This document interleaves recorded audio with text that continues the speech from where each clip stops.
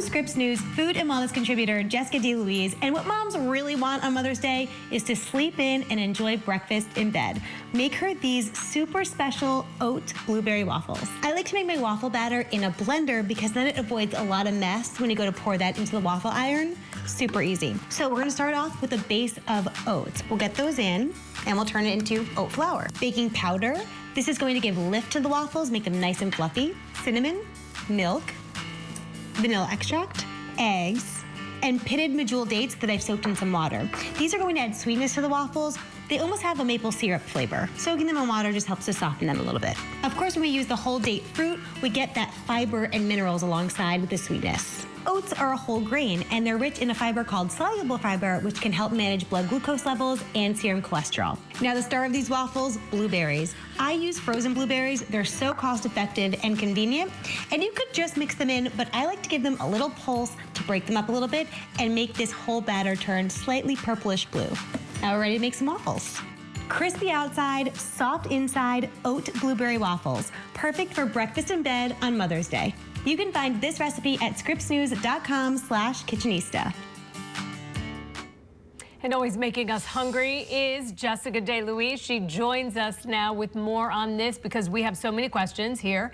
And Jess, let's start with the secret to getting waffles crispy on the outside but fluffy inside, soft on the inside. That never happens in my house. Oh no. Well, good morning, Holly. Sure, happy to share the secrets. First, you want to make sure that your waffle iron is fully heated up. So I think we all get very eager to get that waffle batter into the iron and then pull them off a little bit too early, but really give it time to sit there and cook. And then once cooked, if you're not going to eat them right away or you have a lot of batter to make, I would recommend laying them out on a cooling rack, letting air circulate around those waffles. If you stack them or put them on a plate, what happens is that heat actually steams the waffles and they soften up. And don't be afraid if you want to toast them in a toaster oven or a countertop oven right before you go to eat them. That will help to re-crisp up that outside. Oh, there's the trick, the secret. You always have the inside information.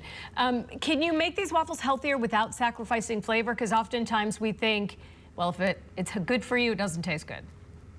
Yeah, absolutely. And I think we did it with this recipe. We pulled what typically you make waffles with is refined flour. So we pulled that out and we added oats. Oats are a whole grain. If you get the gluten-free, certified gluten-free, if you need that, you have no gluten, so you're allergen friendly.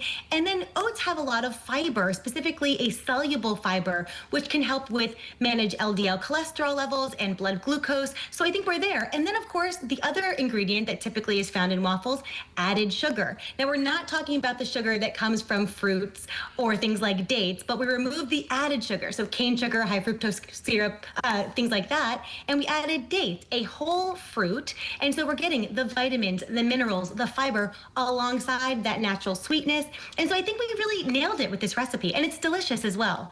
And you just added blueberries into the batter, but a lot of times, we want to top it with something, and, the first thing you reach for is that maple syrup or, something sweet and sugary. But is there an easy topping or any other ideas that kind of elevate this into a true Mother's Day breakfast without adding a ton of extra sugar? Yeah, and you saw I added maple syrup, but if you're somebody that wants to avoid added sugar completely, I would say use that frozen fruit. You can get like the mixed berries from the freezer aisle. Put those in a little pan, let them simmer and thicken up, and you can make a really lovely fruit topping for your waffles if you wanted to, or take some more of those dates, soak them, add a little vanilla extract, and you almost have a caramely topping.